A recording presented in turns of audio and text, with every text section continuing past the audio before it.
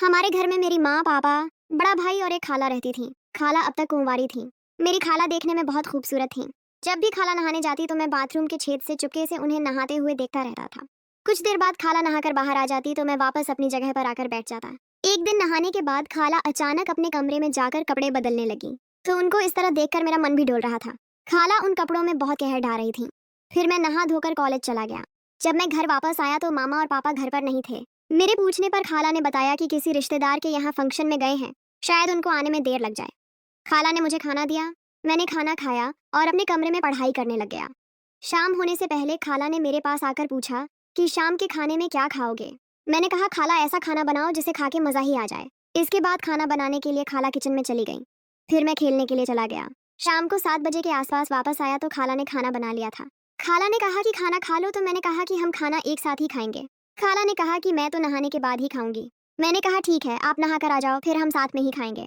खाला नहाने चली गई और बाथरूम का दरवाजा बंद कर दिया। दरवाजा बंद होते ही मेरी आंखें फिर से उसी छेद में लग गईं। थोड़ी देर बाद खाला नहा कर आई और अपने कपड़े पहनकर बाहर आने लगी। मैं वहां से हट गया। फिर खाला ने कहा कि अब खाना खा लें क्या। मैंने कहा खाला बुरा ना मानो तो आज मैं थोड़ा एंजॉय कर लूं। खाला ने आंखें मटकाई और पूछा कैसा एंजॉय। मैंने हाथ उठाया और दारू पीने का इशारा किया। हम दोनों ने चीयर्स कर जान टकराई। खाला इसे पीते ही बोली ये तो बड़ी कड़वी है। मैंने कहा खाला इसको पीने से बड़ी मस्ती चढ़ती है, आपको मजा आ जाएगा। तो मैंने खाला को जबरदस्ती दारू पिला दी।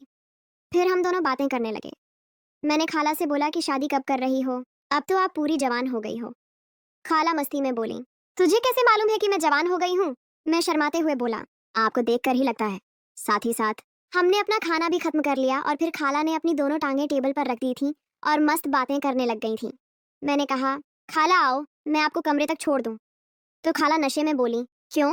मैंने कहा आपको सुला देता हूँ। खाला ने बोला नहीं, आज हम एक साथ ही सोएंगे। रात में मुझे कुछ हो गया तो मैं क्या करूंगी, तू साथ रहेगा तो संभाल लेगा। खाला अपने कमरे में जाकर लेट गई। मैं भी लाइट बंद करके खाला के पास जाकर सोने लगा। रात के करीब 2 बजे मुझे सर्दी लगी तो मैं खाला के करीब होकर सो गया, क्योंकि उस वक्त खाला को नशा चढ़ा हुआ था।